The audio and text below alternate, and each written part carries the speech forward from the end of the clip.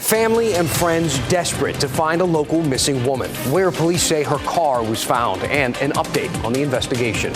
Durham police are investigating a significant increase in car thefts and break-ins downtown. I'll show you the damage to these vehicles and how much it's costing the car owners. Futurecast is showing who has a chance to see storms tonight. Plus, that summer heat is building when we could be flirting with triple-digit temperatures.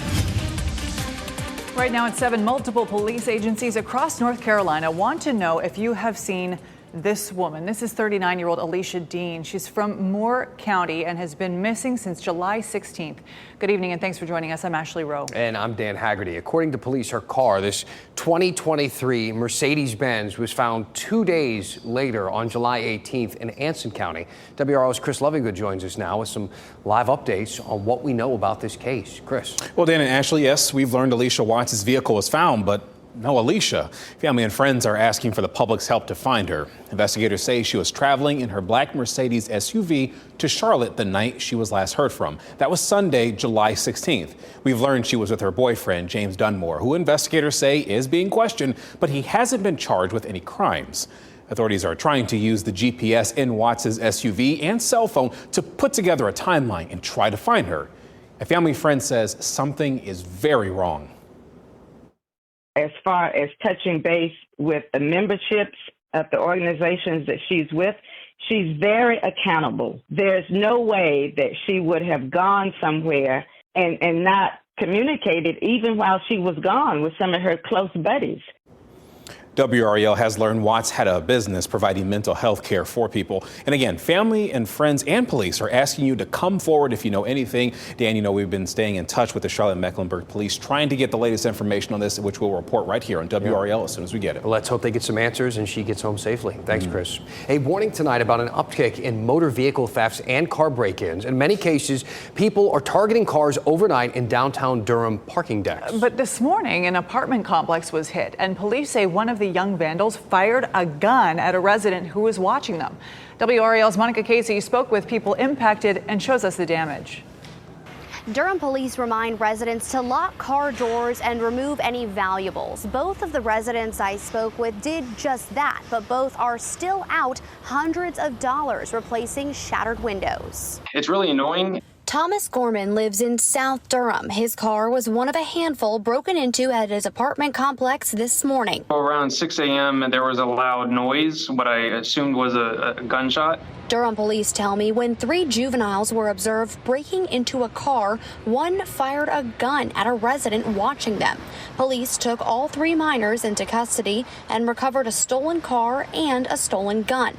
Gorman is now dealing with the damage to his property. I immediately set about cleaning it and got this, parking lot where I was at cleaned, and also everything that was in my seats. And then I went to go quickly patch up the window with a wrap. The numbers show the break-in issue is at its worst downtown. WRAL data trackers looked at Durham crime reports and found there was a 129% increase in larcenies from cars between May and June. There were more than 1,200 reported in the city last month and nearly 500 reported this month through the end of last week.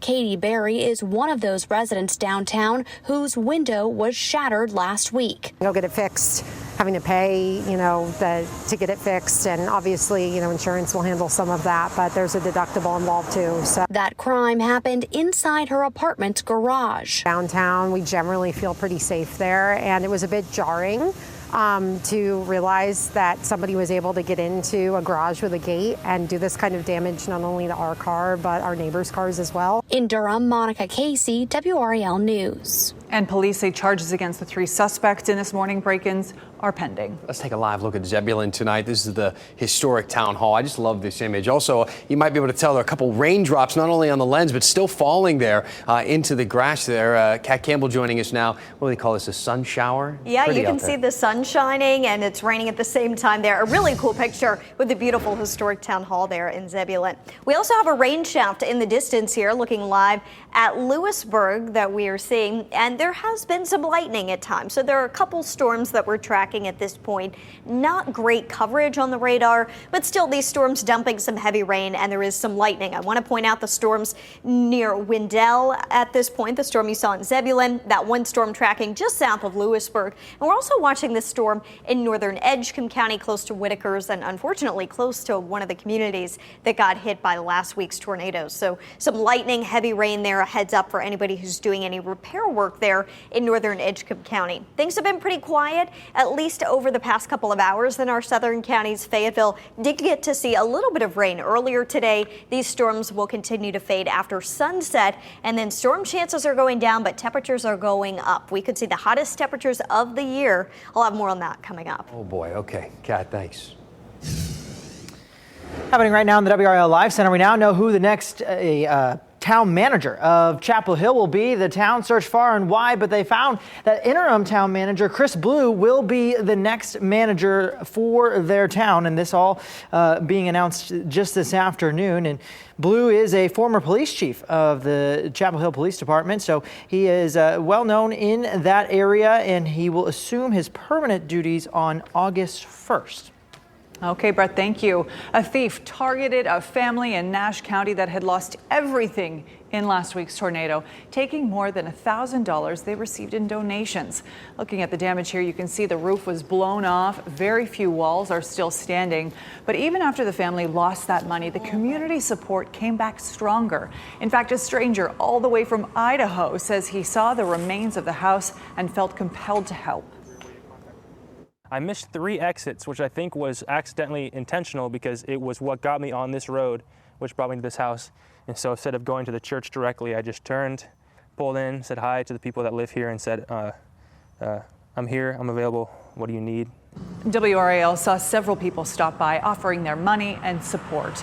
And if you are looking for a way to help, the Rocky Mount Area Chamber of Commerce and United Way have set up the Twin County Tornado Disaster Relief Fund.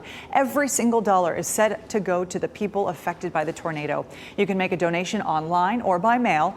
We have all the information you need on WRAL.com. Just search the word tornado. We have been working to learn more today about the 14-year-old victim of a shooting in Sanford over the weekend. Police say the victim was found on a couch on the front porch of a home. He'd been shot in the head and he died there on scene. Police arrested a 15-year-old in connection with the shooting and charged them with murder.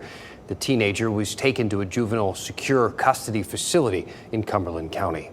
A worker injured at a facility owned by semiconductor manufacturer Wolfspeed has died. The accident happened at the Durham campus on Silicon Drive 1 week ago today.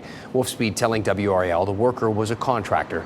The North Carolina Department of Labor, we know, is investigating the company. In October, a Wolfspeed employee died at that same facility. At that time, the Labor Department cited the company with 2 serious violations. The DOT is in the middle of a major project to build an interstate connecting Raleigh with Morehead City. The future road will be named Interstate 42, but before the state puts up those I-42 signs, it has to untangle a little confusion. You see, NC 42 already runs through that section of I-40 and the future of I-42. So to avoid confusion, the NCDOT wants to rename it NC 36.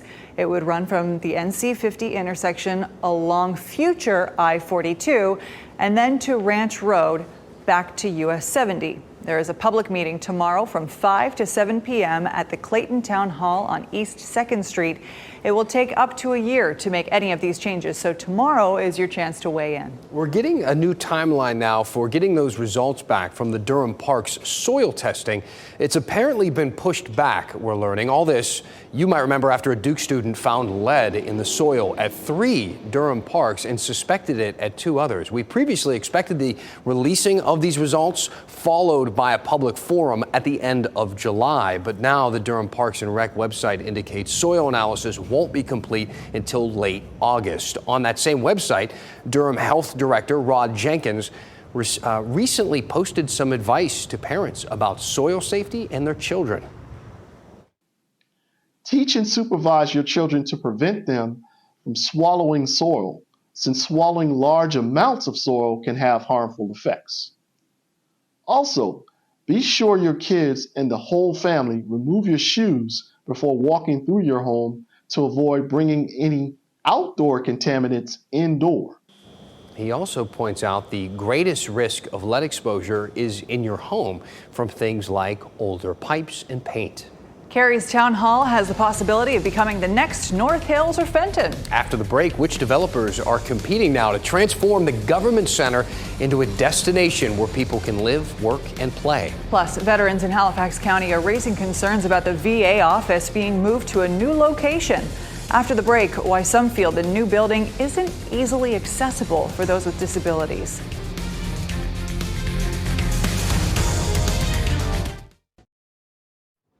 More than a dozen developers from across the country are competing to transform part of downtown Cary. We first told you in May that the town is looking to redevelop its town hall campus and several other properties on North Academy Street. And now we know that there are developers behind North Hills and Fenton, among other companies, that want this project. WRAL's Matt Tallhelm shows us how this would change downtown Cary. Ashworth Drugs. Hey guys, how we doing? Hey Mike. And its lunchtime special. We've served Jesse Jones hot dogs for 67 years. Are constants on this corner in downtown Cary. We were Western Union, we took the light bill, we took the telephone bill.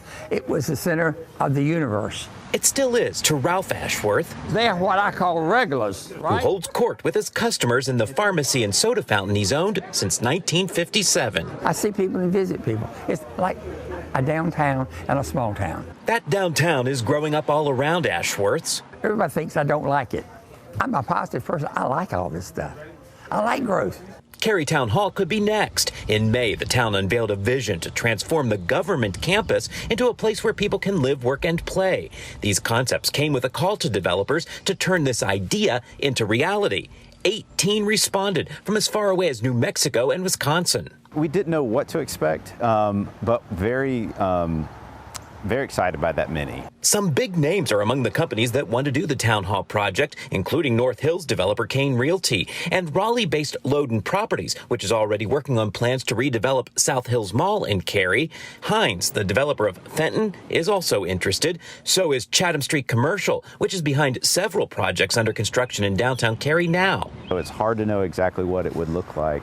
I don't know that there's many who've redeveloped town halls, so it'll definitely be unique from that standpoint. Ashworth welcomes the change that could create a new urban center just a block away from his longtime business. I'm excited about it. It's really exciting to have all these new buildings. The town is reviewing all 18 of those proposals from developers. At this point, there's no timeline on when the town of Cary expects to select a developer or several developers to take on a project of this size. Matt Tallhelm, WRAL News, Cary. A lot of growth and changes coming to Cary, huh?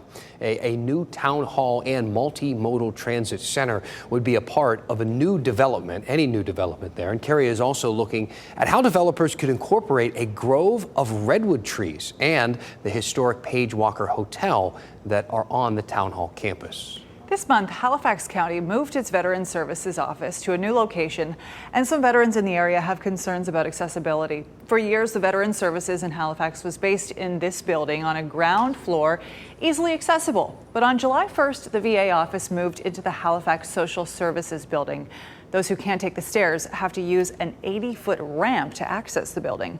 Some veterans say that presents a challenge to former soldiers who are wheelchair-bound and not strong enough to get up the ramp on their own. Advocates worry it could keep some veterans from accessing their benefits. I still think that it's unsafe for veterans with disabilities to go in and out of that building.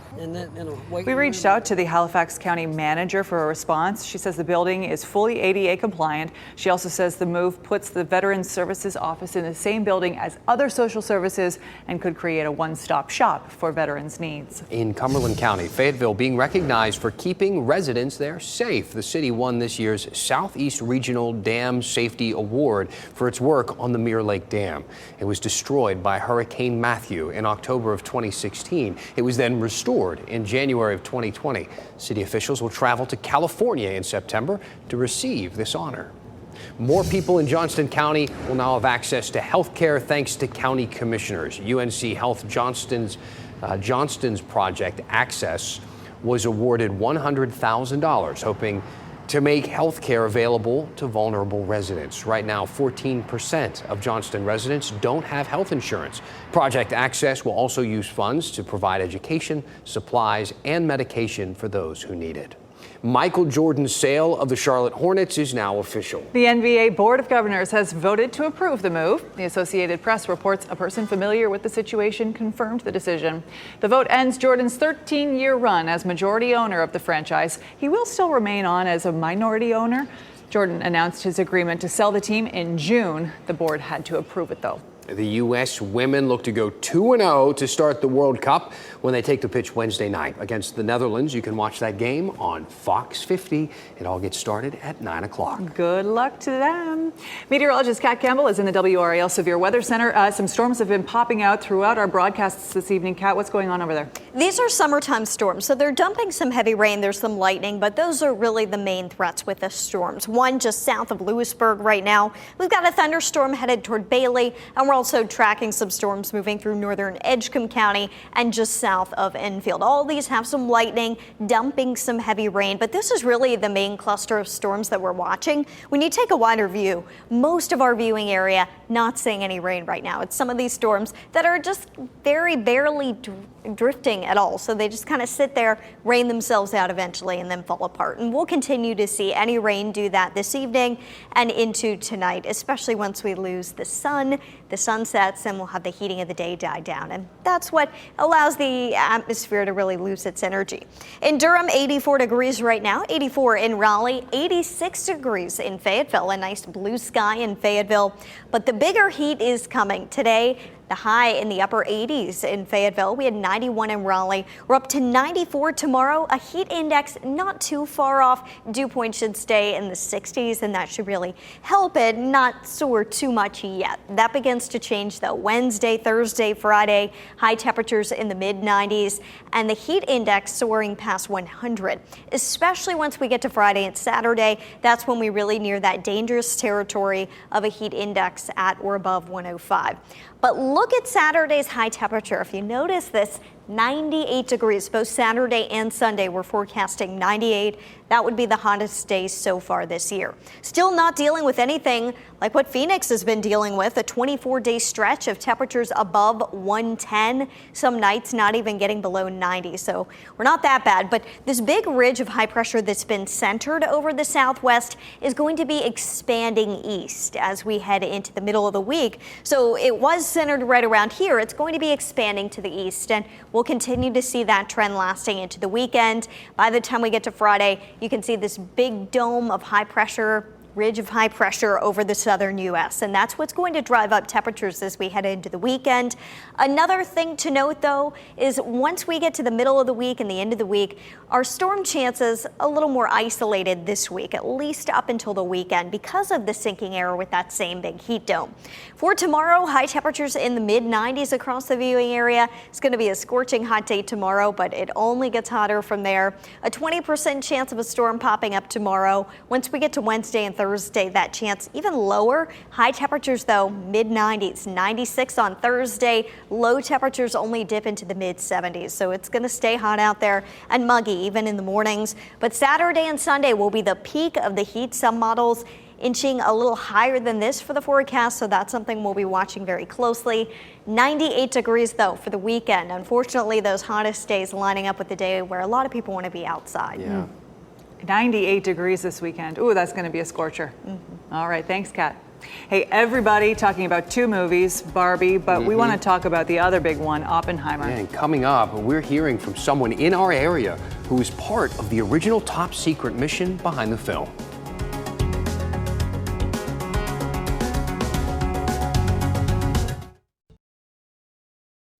Academy Award winner and Wake Forest native Ariana DeBose will perform next month in Raleigh. Yeah, she's having a concert on August 26th at Theater Raleigh Arts Center. The event aims to help raise money for the nonprofit Professional Theater. Tickets range from $100 to $200. Now, if you're just hearing about this for the first time, I hate to break it to you. They went on sale this morning. They were sold out by 5 o'clock. Good news, though, you can still join the waitlist at theaterraleigh.com. Moviegoers are filling seats for Oppenheimer. It's all about the creation of the first atomic bomb. Mark Siegenthaler is the son of deceased Dr. Louis Siegenthaler, a nuclear physicist from NC State University. He was recruited for the secret Manhattan Project during World War II. He was also present to witness the Trinity test in New Mexico, which was the first nuclear explosion. He said he was holding the glass up over his eyes and looking the other way. And he said when it went off, he thought he saw the bones through his hands. Unbelievable. Siegenthaler says he believes that if the bomb had not stopped the war, he believes it would have led to the loss of millions of more lives. 3 North Carolina residents will be competing in just 30 minutes on American Ninja Warrior. Local contestants to look out for include Isaiah Lee and Matt Callants, both of Holly Springs, and Kevin Tirado of Wake Forest. They will each take on a variety of obstacles designed to test their agility, strength, and speed. The show starts at 8 o'clock right here on WRAL. Impressive. Join us for another Tar Heel Traveler special this Wednesday. It's his annual and ever popular restaurant special. Scott Mason featuring classic mom and pop serving delicious meats and sweets from east to west and all the places in between. So get ready, get hungry. We promise you'll be hungry, and watch this delicious Tar Heel Traveler special, Meats and Sweets. It's Wednesday night at 7:30. That'll be a good one. It will. The Mega Millions drawing is a good one too. $820 million right now. No one matched all 5 white balls plus the mega ball Saturday night. The cash option is now $422 million. Is that all? The next drawing is tomorrow night. You can watch it live right here on WRAL before the 11 o'clock news. You know what? I always play. I never even get one number. Oh, Not even one. I'm Never. Sorry. I know. I'm You and due. so many others. Thanks for making WRAL your choice for local news. Our next newscast is 10 o'clock on Fox 50. We'll see you back here at 11 on WRAL. Have a great night. Keep watching WRAL News over the air channel 34 and Spectrum channel 1257.